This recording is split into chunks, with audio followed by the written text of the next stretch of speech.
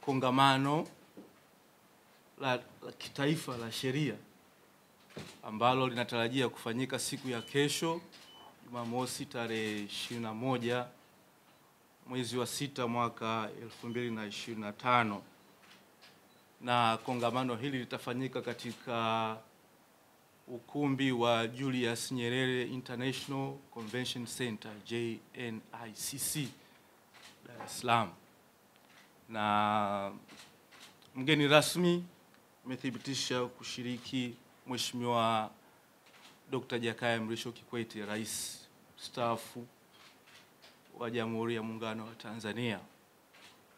Sasa kongamano hili linaandaliwa na Chama cha Mawakili wa Serikali Tanzania TPBA, na kwa faida yetu sote, kwa sababu wengine pengine hamfahamu hiki chama, Chama cha Mawakili wa Serikali Tanzania TPBA ni chama ambacho kimeanzishwa chini ya sheria. Kuna sheria inaitwa Sheria ya Utekelezaji wa Majukumu ya Ofisi ya Mwanasheria Mkuu wa Serikali, sura ya 268. Kwa hiyo chama hiki kimeanzishwa chini ya sheria ile. Kifungu cha 16A cha sheria kinatoa nafasi ya kuanzishwa kwa Chama cha Mawakili wa Serikali, na chama hiki cha mawakili wa serikali kinajumuisha wanasheria na mawakili wote wa serikali. Naposema mawakili wa serikali, maana yake ni kwamba ni wanasheria wale wote ambao wako katika utumishi wa umma. Tunazungumzia wizara, tunazungumzia wakala za serikali, tunazungumzia taasisi mbalimbali za serikali, tunazungumzia mashirika mbalimbali ya umma. Kwa hiyo tuna jeshi kubwa la mawakili wa serikali, takriban 1500 hivi.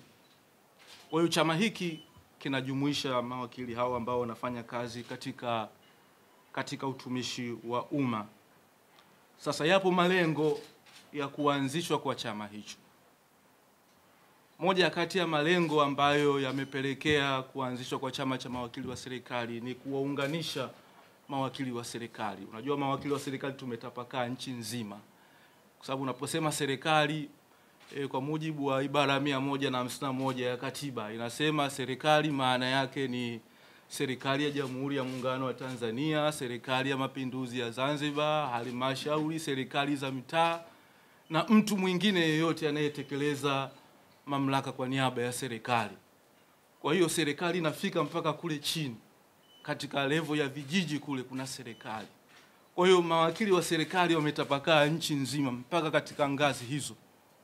Kwa hiyo lengo la kuanzishwa kwa chama hiki ni kuwaunganisha hawa mawakili wa serikali ambao wanatoka katika maeneo mbalimbali, wanatoka katika taasisi mbalimbali, kuwaleta pamoja ili kuweza kujadili masuala mbalimbali yanayohusu. Lakini pia lengo lingine la msingi la kuanzishwa kwa hiki chama ni kwamba chama sasa kiwe jukwaa la kutoa elimu na mafunzo kwa wananchi, kwa sababu serikali inawajibika kwa wananchi. Kwa hiyo sisi ni mawakili wa serikali, lakini sisi ni mawakili wa wananchi, ni mawakili wa umma.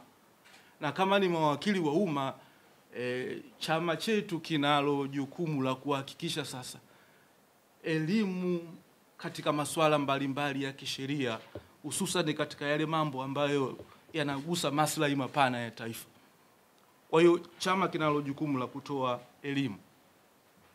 Sasa katika kutekeleza jukumu hili la kutoa elimu kwa wananchi, kutoa elimu kwa umma, na kwa kuzingatia sasa tunaelekea katika uchaguzi mkuu, chama kimeona kwamba ni busara tukaandaa kongamano hili ambalo lengo lake kubwa litakuwa ni kutoa elimu kwa wananchi, kwa Watanzania kuhusu mambo mbalimbali yanayohusu uchaguzi